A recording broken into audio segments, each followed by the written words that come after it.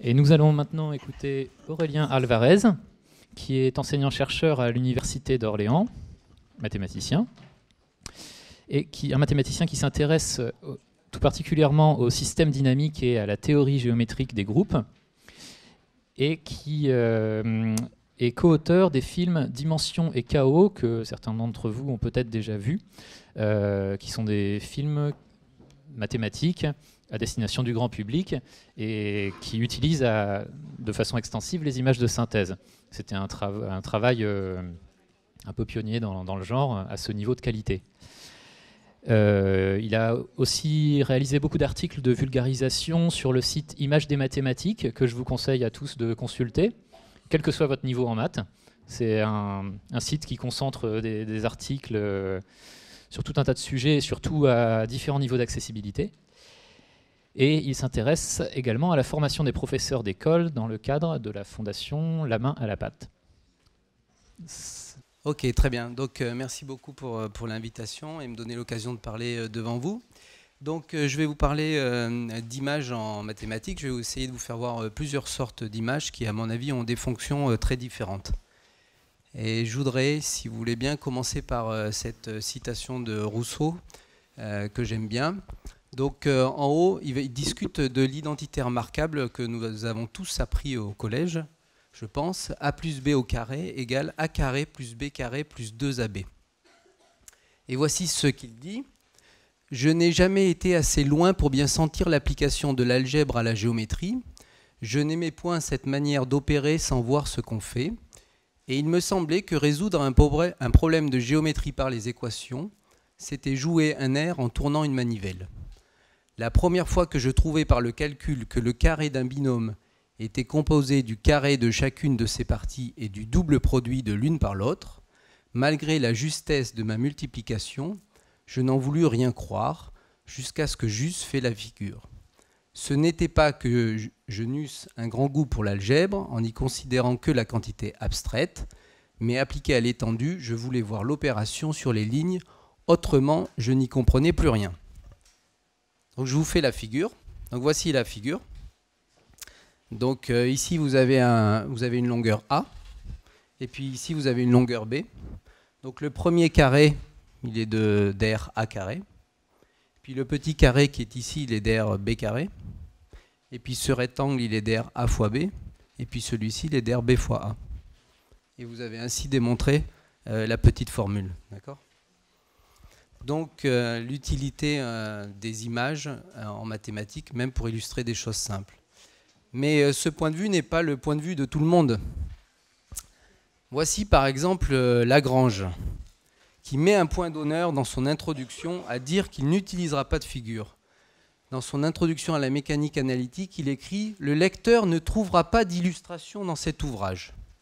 Les méthodes que je propose ne nécessitent pas de construction ou de raisonnement mécanique ou géométrique, mais seulement des opérations algébriques assujetties à une règle de procédure régulière et uniforme. » Donc là, vous avez la vision complètement opposée, qui ne s'est pas cantonnée à cette époque du XVIIIe siècle. Voici une citation de Jean Dieudonné, qui est un grand mathématicien du XXe siècle, qui écrivait dans les années 60 « C'est ainsi qu'il serait désirable de libérer l'élève dès que possible de la camisole de force des figures traditionnelles, en parlant le moins possible, au profit de l'idée de transformation géométrique du plan et de l'espace tout entier. » Donc voilà des gens qui ne veulent pas du tout voir de figures. Alors moi, je fais partie plutôt des gens qui aiment les figures, et j'aimerais vous faire la promotion rapidement d'un logiciel qui s'appelle GeoGebra, et qui permet de visualiser des choses et que je trouve très intéressant. Et comme je serais vraiment désolé si vous repartiez d'ici sans un théorème, je me propose de vous raconter un théorème que je discutais la semaine dernière avec des professeurs d'école primaire. Donc, je vais vous faire voir quel est l'intérêt d'un tel outil. Alors voici le truc. Donc vous prenez un cercle. Donc voici un cercle. Et puis vous en prenez un deuxième. Et puis maintenant, il s'agit de prendre,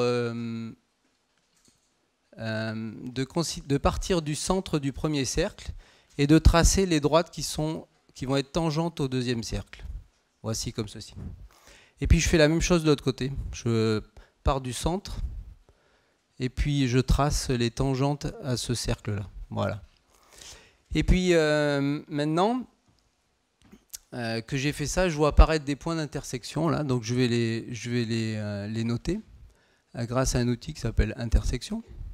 Donc je veux noter ce point là qui est là. Donc s'il est l'intersection de ce cercle et de cette droite là. Et puis pareil, il y a ce point-là qui est l'intersection de ce cercle et de cette droite-là.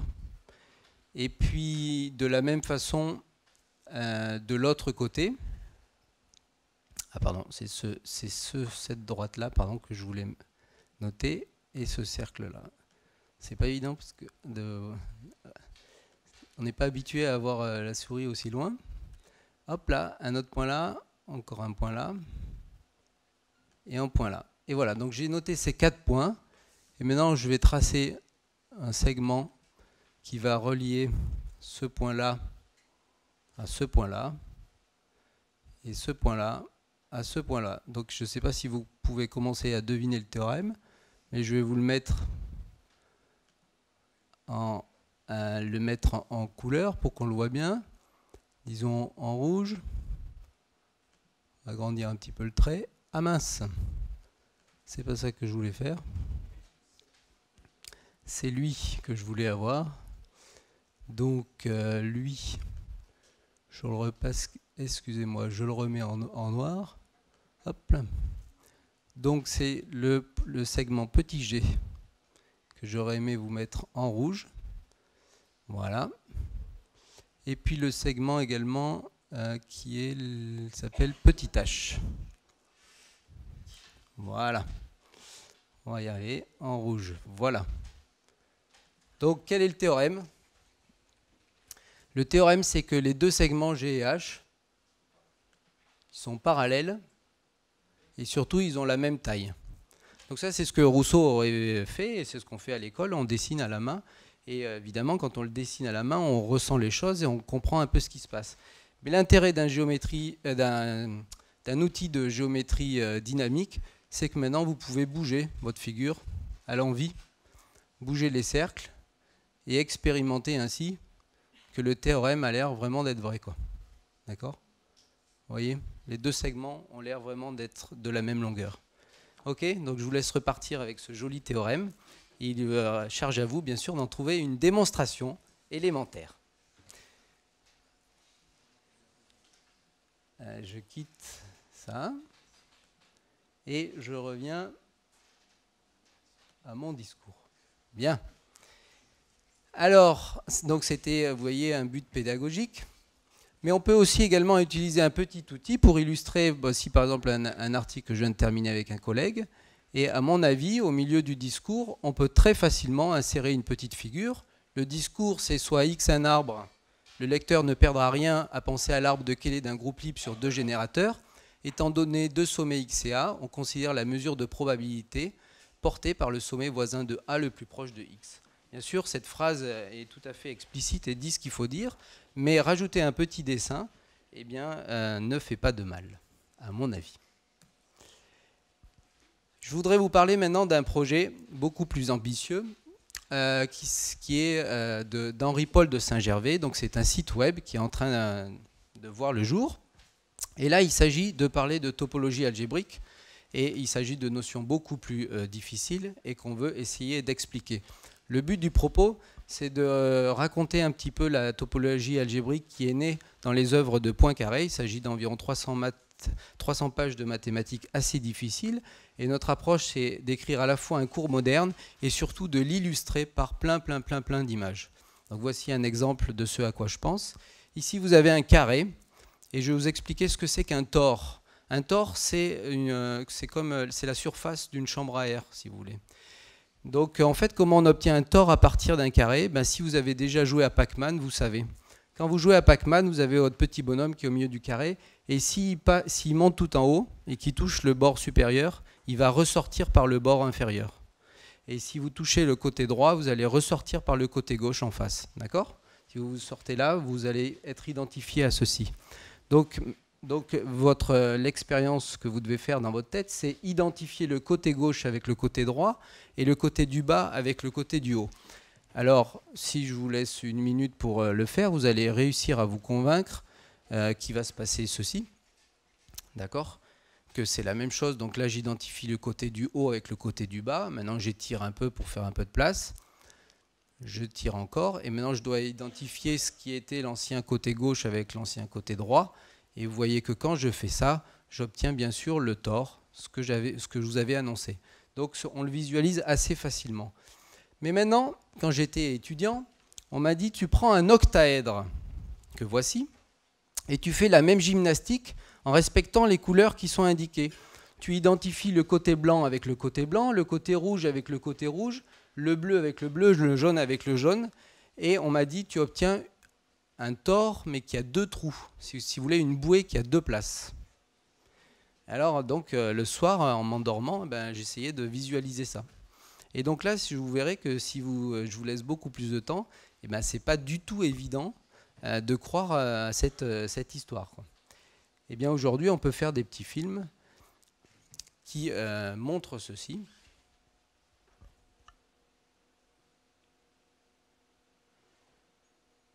Donc, bien sûr, dans tout mon propos, j'ai le droit de bouger les choses, déformer. De toute façon, il s'agit de déformer pour recoller les choses.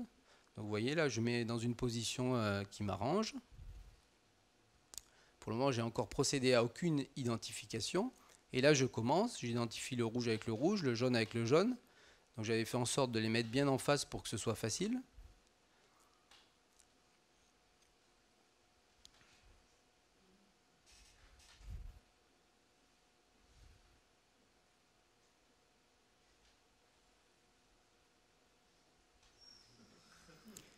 Et voilà. Et donc, il semblerait que ça marche. D'accord ? Donc, encore une fois, essayez de faire ça ce soir, dessinez un octaèdre, faites l'identification et essayez de vous convaincre que vous obtenez ceci. Vous verrez que ce n'est pas complètement évident. Alors, Renaud en a dit un mot tout à l'heure. Il y a ce film que nous avons réalisé avec mes 2 amis, Étienne Gis, qui est mathématicien à l'ENS de Lyon, et Jos Lès, qui est un ancien ingénieur retraité et passionné de graphisme sur ordinateur. Nous avons réalisé ce film en 2008 dans le but d'essayer d'expliquer ce que c'est que la 4e dimension à un public non mathématicien. Et le film a eu une difficulté croissante, de sorte qu'au début on part de presque rien, et donc on pense que les premiers chapitres sont compréhensibles par tout le monde, et puis on monte dans les chapitres, et on essaye de montrer des objets qui vivent dans l'espace de dimension 4 en les projetant sur notre espace de dimension 3. Donc voilà, c'est ça qu'on réalise, et donc ce film notre ambition était bien différente du film précédent que je vous ai fait voir, puisque là, il s'agit d'un travail de vulgarisation, il s'agit de montrer des mathématiques et non pas de tout expliquer en détail. Donc ce film a eu un certain succès, il est traduit dans de très nombreuses langues, plus d'une vingtaine, il y a de nombreuses voix audio, et fort de ce succès, nous en avons fait un 2e, qui lui est sorti en 2013, et qui s'appelle Chaos cette fois-ci, et qui parle de l'effet papillon, la théorie du chaos. Et là, de la même façon, nous essayons de prendre le grand public, ou le public qui veut bien nous suivre par la main, à partir de 0, on lui explique le déterminisme scientifique, jusqu'à aborder des problématiques sur lesquelles les mathématiciens travaillent actuellement. Donc c'est pareil, ce film dure environ 2 heures, et il est composé de 9 chapitres de 13 minutes. Il est traduit dans de nombreuses langues grâce à l'aide de nombreux collègues. Donc, je vous fais voir quelques images. Plus précisément, je vous fais voir la bande-annonce de ce film.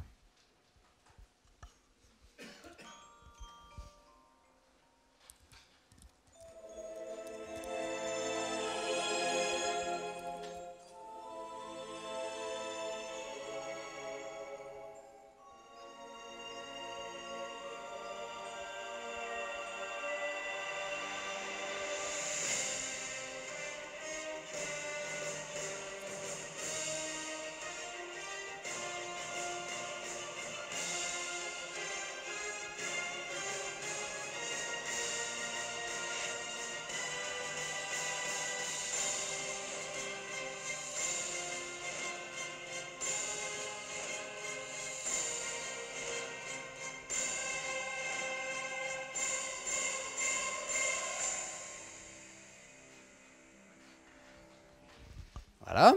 Donc un deuxième film, donc il s'agit là encore, comme je vous ai dit, de montrer des mathématiques, de les vulgariser, de les partager avec le plus grand nombre.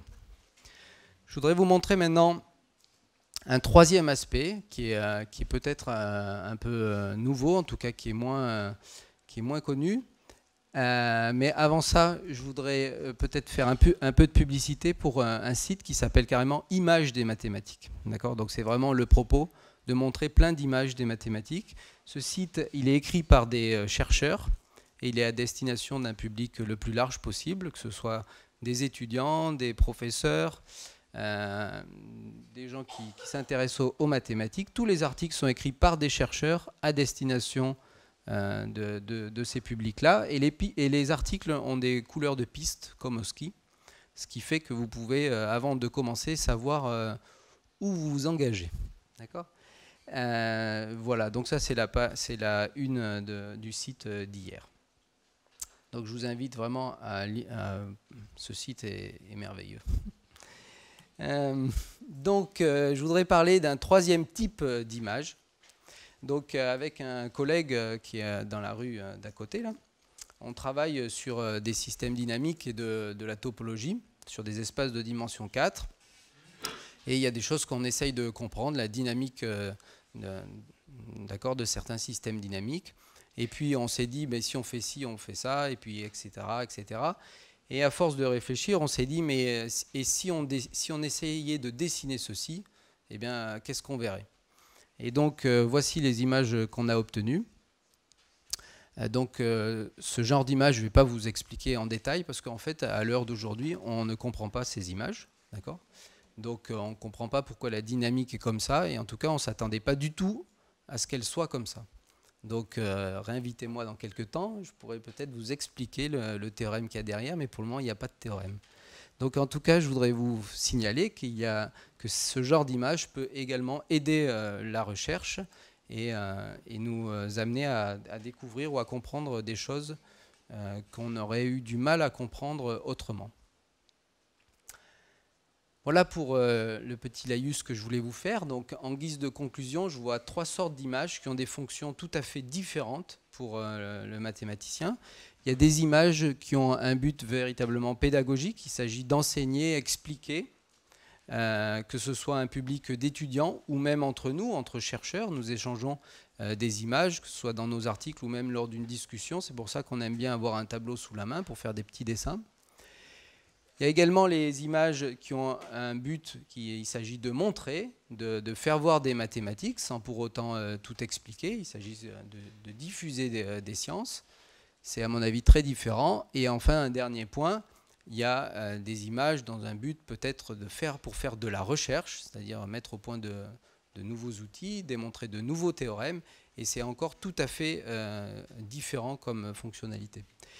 Et puis il y a un dernier aspect dont je n'ai pas du tout parlé ici, c'est qu'il y a aussi, et on en trouve des tonnes et des tonnes sur Internet, ce sont les images qui sont d'inspiration mathématique, mais qui ont une véritable visée artistique. Donc je pense notamment aux fractales. Si vous allez voir, vous verrez des fractales avec des couleurs en général tout à fait éclatantes, mais qui en général ne signifient pas quelque chose de très précis du point de vue mathématique, mais le but est artistique, d'accord ? Donc c'est encore tout à fait différent. Et donc il ne faut pas confondre ces différentes sortes d'images. Et si on les confond, eh bien, on finit comme Lagrange et Dieudonné, c'est-à-dire qu'on a horreur des images. Et donc on part en courant quand on voit des images en mathématiques. Voilà, je m'arrête là.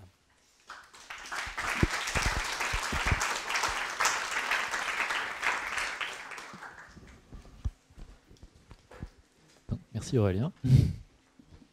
Il y a tout de suite une question.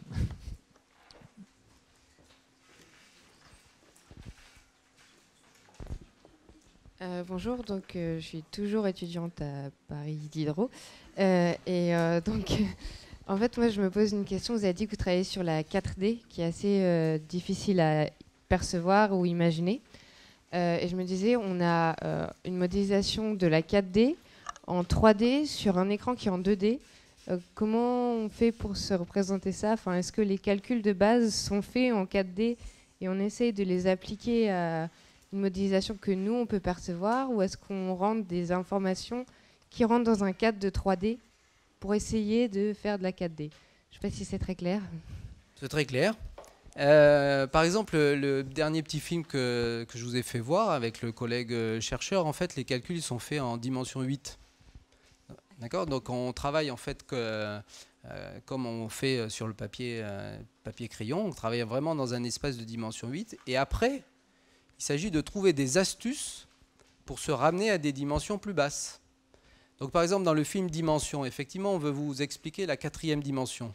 Mais naturellement, on ne voit pas en 4 dimensions. Donc il faut trouver des astuces, des manières de projeter, des projections, qui permettent de vous ramener à des dimensions inférieures. Et tout le sel de l'affaire, c'est que lors de ces projections, il faut essayer de perdre le moins possible d'informations. Et même si on en perd, il faut comprendre l'information que l'on perd pour pouvoir ensuite la retrouver et avoir une intuition de la 4e dimension. D'accord ? Donc en fait, dans le film, avant de sauter dans la 4e dimension, on essaye d'expliquer la 3e dimension à des êtres plats. Imaginez des lézards qui vivent sur une table et qui n'ont pas la faculté de lever la tête, donc ils n'ont aucune sensation de la 3e dimension. Et vous êtes au-dessus, donc vous leur parlez, un peu comme Dieu vous parle, et vous leur expliquez que non, il y a une 3e dimension et qu'il y a plein d'objets dedans, etc. Et donc vous devez leur parler et utiliser des outils, mettre au point des outils, d'accord, pour leur faire voir quelque chose et leur expliquer ce qui manque, de sorte que dans leur tête, ils puissent recomposer et se convaincre qu'il existe une 3e dimension. Eh bien nous, êtres humains, on a la même gymnastique à faire de la 3e dimension, si vous voulez, à des dimensions supérieures.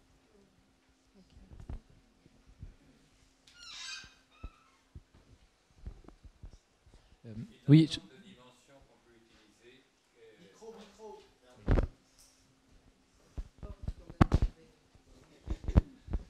C'est peut-être une blague. Dans le nombre de dimensions qu'on peut utiliser, à quoi ça sert et jusqu'où on va pour démontrer quelque chose, explorer quelque chose, expérimenter quelque chose? Alors, il y a plusieurs réponses. La première réponse, c'est que j'ai envie de dire, bon, on peut avoir envie d'explorer les espaces de dimension n quelconque, juste pour avoir le plaisir de comprendre ce qui s'y passe, d'accord ? Il y a même des espaces de dimension infinie. Donc ça peut être un point de vue un peu abstrait du mathématicien. Mais ensuite, il y a plein de problèmes pratiques, très concrets, pour lesquels on a besoin d'espaces de très grande dimension. Je pense par exemple si vous prenez une image, donc un certain nombre de pixels par un certain nombre de pixels, il est clair que cette image vit dans un espace de dimension fabuleuse, peut-être 1 million par 1 million, ou je ne sais pas combien. D'accord ? Donc l'espace dans lequel vit cette image est de dimension gigantesque. Vous avez un degré de liberté, si vous voulez, par pixel, plus les couleurs, etc. Donc ce n'est pas du tout gratuit que d'étudier des espaces de très très grande dimension. Et en ce moment, on entend beaucoup parler, par exemple, de deep learning, etc., d'apprentissage profond. Et bien justement, l'une des difficultés de ces choses, c'est qu'on est naturellement dans des espaces de très très grande dimension et il faut travailler avec ça. Mais ma question portait plus sur le nombre de dimensions que sur l'extension de la dimension. Sur le nombre, je vous dis, selon le problème, il peut être arbitrairement grand. Par exemple ? Par exemple, vous prenez une image, là, celle-ci, 1 million par 1 million. Quoi. Oui, mais 1 million par 1 million, mais ça peut rester un espace en 2 dimensions. Ah non, mais attention, ça c'est différent. Moi, je vous parle. C'est ça que je cherche. Moi, je vous parle de l'espace dans lequel vit l'image. Oui. L'image, c'est-à-dire prise pixel par pixel, couleur par couleur. C'est très différent de l'image que vous projetez sur votre écran, qui est une projection, qui est un point dans cet espace. L'image que vous voyez est un point dans un espace de dimension gigantesque. Mais ma question, c'est un mathématicien fabrique-t-il des images à 5, 6, 10, 20, 100 000 dimensions? Ça dépend. Finalement, je ne sais plus ce que vous entendez par image. Oui. Moi, je vous dis qu'un effectivement, mathématicien... on n'est plus dans ce qu'on peut concevoir naïvement comme une si image. vous me dites Oui. qu'une image, c'est quelque chose qui se projette sur le tableau, ça reste de Donc il n'y a dimension plus 2. d'image là. Je ne sais pas. Après, il faudrait que déjà, vous avez vu, on fait tout un discours, on ne s'est pas mis au clair sur la définition d'image, ce qui pour un mathématicien est quand même On oublie l'image. extrêmement stressant. Quoi. On oublie l'image. De Je m'intéresse qu'au nombre de dimensions. De discuter sur un concept dont il n'a pas dégagé une définition claire. Vous voyez Tout à fait. Bon, au déjeuner, on en reparle. Excusez-moi. Oui, il y avait une première question ici. Et bonjour, Maria Gurado, Institut de recherche et histoire des textes, CNRS.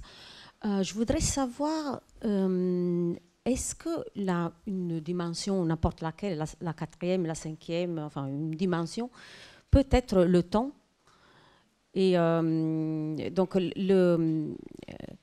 par exemple, moi je suis paléographe, donc je m'intéresse à l'histoire des écritures médiévales, en l'occurrence, et je m'intéresse aux représentations du mouvement, donc de l'exécution de l'écriture, mais ça peut être de l'exécution de n'importe quelle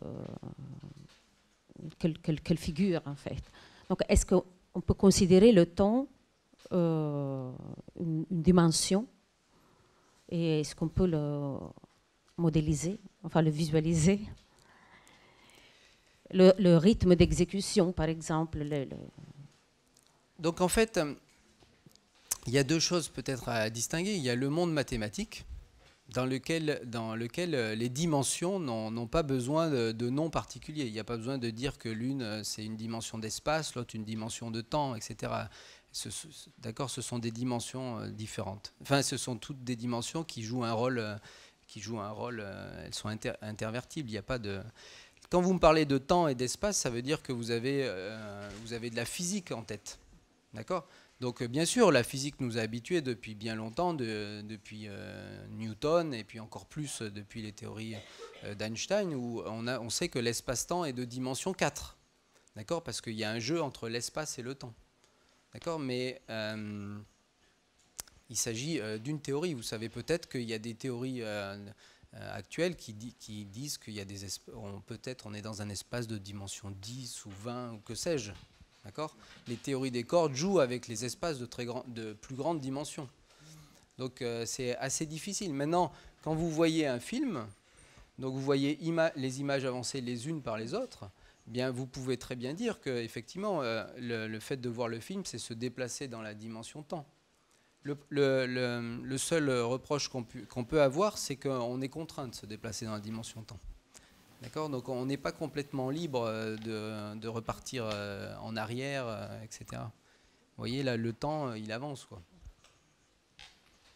Donc il faut bien faire la distinction entre les mathématiques et la physique. D'accord ? Merci.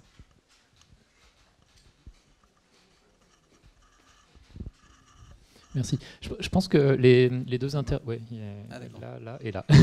D'abord là, ensuite là et après là. On verra. Et je pense que la succession des deux interventions en biophysique et en mathématiques montre aussi bien justement comment on peut faire la différence entre les deux, parce que dans le cas des techniques de projection dont Aurélien parle, pour arriver à donner une représentation en 2 dimensions d'un monde en 3 dimensions, là ça relève des mathématiques et on peut retracer assez précisément, je me surveille, l'opération qui s'est effectuée, vraiment savoir quelle quantité d'informations on a perdu, alors que dans les sciences expérimentales c'est plus difficile. Et ça c'est important à savoir, c'est pour comme disait Anna, on récupère des images qui peuvent être très floues et peut-être qu'on a une technique après qui nous permette de les déflouter. Mais on va encore avoir des problèmes de résolution. Et donc il y a des contraintes très très différentes entre les domaines de recherche par rapport à ça. J'avais dit... Bonjour, Christian Jacquemin. J'ai deux questions, commentaires. En fait, un premier commentaire, c'est par rapport à une discipline qui s'appelle la géométrie descriptive, en fait. En fait, j'ai passé le CAPES à la fin des années 70 et je suis tombé sur un sujet. J'avais 2 sujets. Il y en avait un qui était en géométrie descriptive et puis un autre qui était un sujet très classique d'analyse. Et en fait, j'ai pris le sujet de géométrie descriptive, ce que personne ne faisait habituellement, parce qu'en fait, j'aimais beaucoup cette discipline-là. Et il y a eu une personne, il y en avait 5 qui devaient me juger, mais il n'y en a qu'une qui a suivi ce que j'ai fait parce qu'en fait, c'était considéré comme obsolète. Et pourtant, moi, je trouvais que c'était un très bel outil, justement, y compris, pas uniquement un outil d'illustration, mais aussi un outil de réflexion, voire même de démonstration. Et je suis vraiment content, en fait, de voir des outils tels que ceux-là apparaître, qui en plus offrent, comme tu l'as indiqué, le gros intérêt de l'interactivité, c'est-à-dire qu'on voit immédiatement, on peut balayer tout un spectre de cas de figure et du coup beaucoup plus facilement généraliser, ce qu'on ne peut pas forcément faire facilement sur une figure unique. Donc je suis vraiment content et je ne sais pas si ça correspond, enfin, je voudrais avoir ton commentaire pour savoir si ça correspond à une évolution aussi en termes de pédagogie des mathématiques vers un retour vers des techniques justement plus utilisant l'image comme support de démonstration.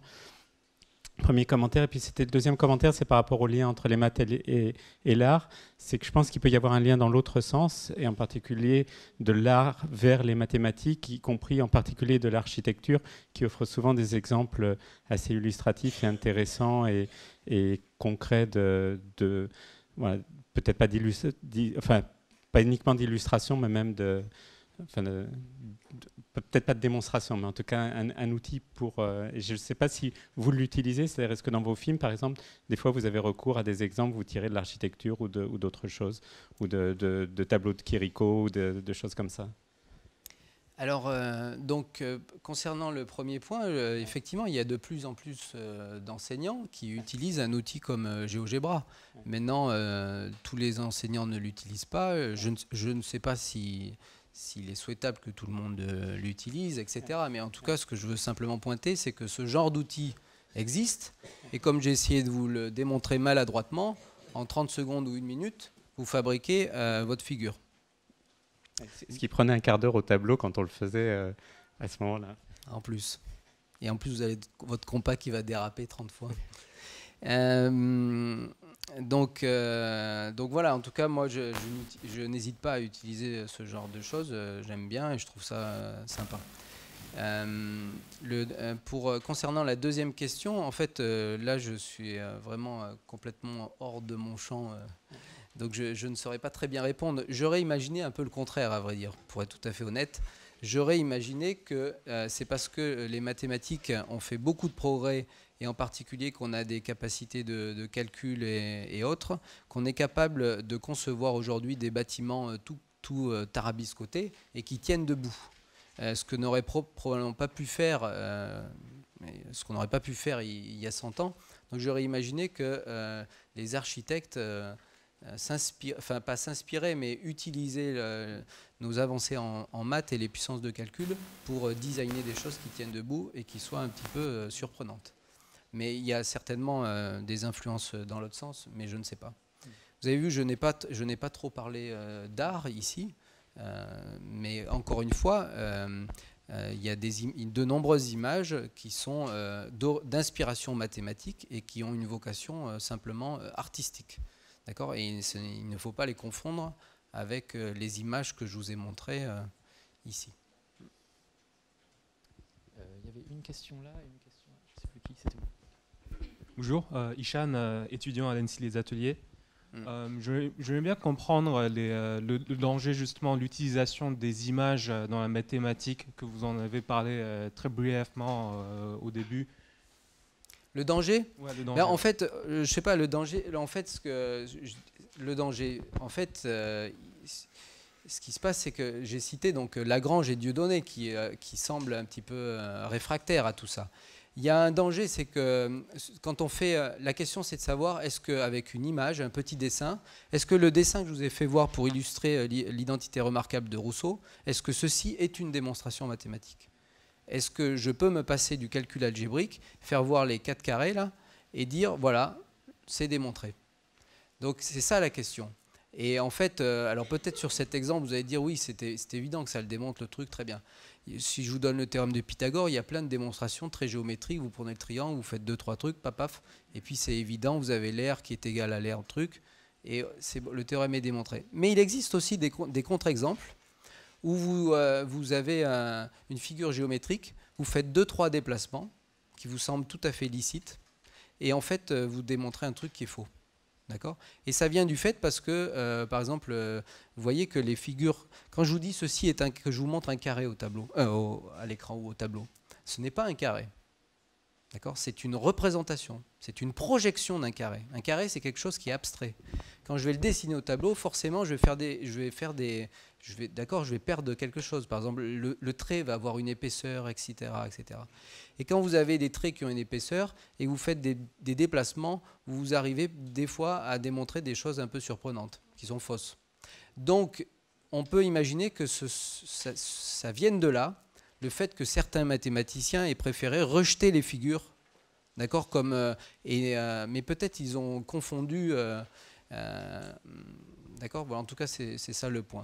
Mais moi je pense qu'il faut faire le contraire, c'est-à-dire qu'il faut utiliser les figures, montrer que parfois il faut faire attention, elles peuvent dire des choses fausses, mais c'est ce qui se passe tous les jours dans notre vie, n'est-ce pas? Tous les jours on nous fait voir des images qui sont mensongères, d'accord? Donc un rôle d'un enseignant, c'est aussi d'éduquer et de pointer le fait qu'on a l'impression que c'est vrai, mais c'est faux. D'accord? Donc, moi, j'aurais envie de le tourner dans l'autre sens et d'utiliser le fait qu'il existe des images qui ont l'air de démontrer quelque chose et qui, en fait, disent des bêtises, comme un nouvel outil et le pointer. D'accord?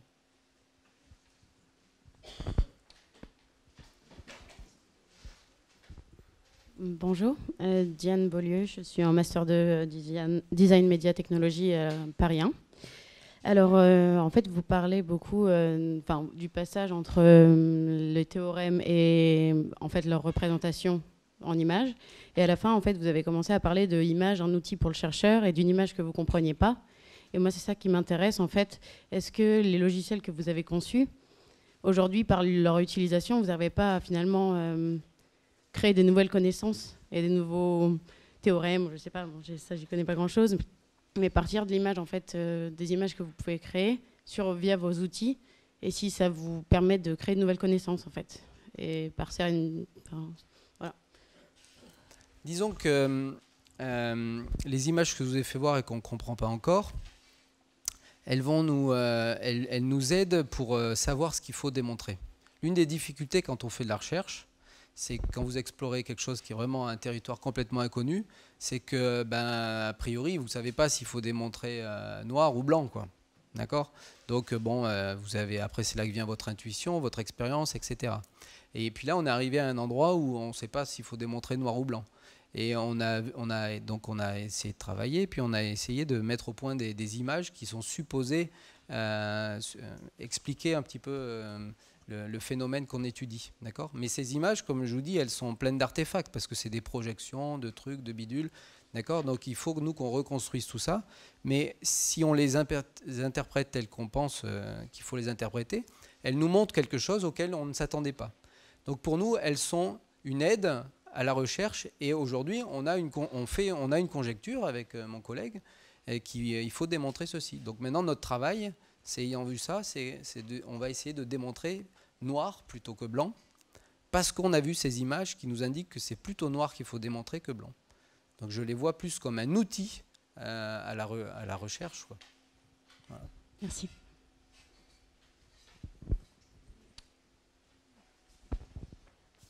Oui, je voulais juste insister dans ce sens. Comment est-ce qu'on arrive à produire une image qu'on ne sait pas encore expliquer?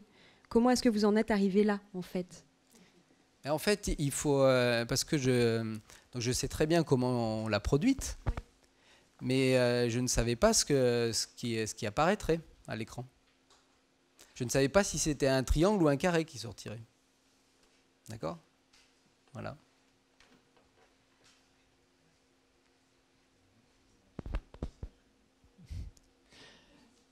Une ou deux dernières questions, si...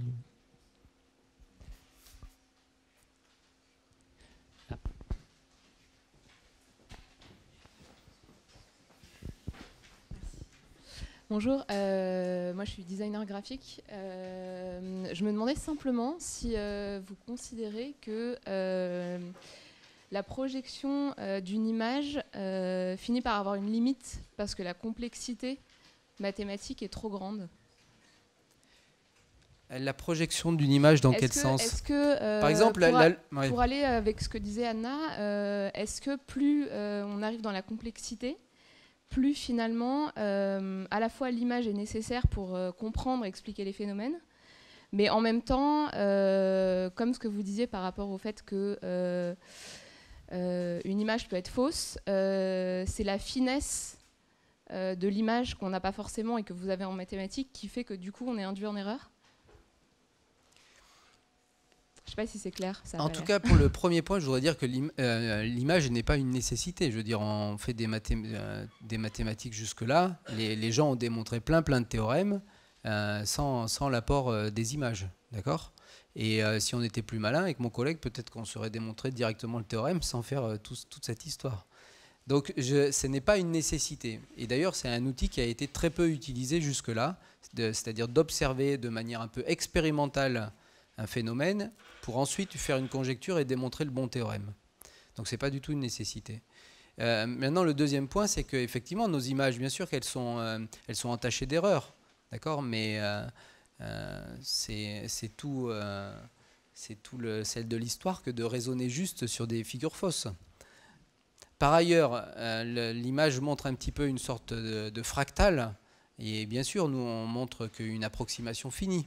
D'accord, mais on sait ce qu'on a fait. D'accord, tout ça, on le maîtrise. On sait ce qu'on a projeté, ce qu'on a coupé, ce qui manque, etc. Et simplement, on voit quand même un phénomène et c'est ça qui nous guide.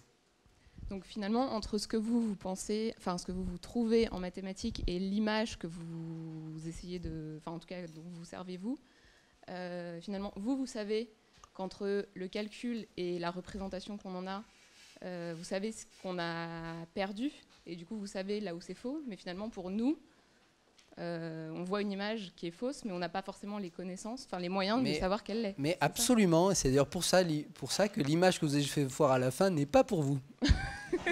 D'accord, c'est ce que je veux vous expliquer, c'est qu'il y a des images qui sont faites pour être montrées, c'est de la vulgarisation dans un travail journalistique ou etc. Il y a des images qui sont faites pour une visée pédagogique, c'est-à-dire où on va expliquer en long et en large et en travers le pourquoi de la chose et pourquoi ça démontre bien le théorème.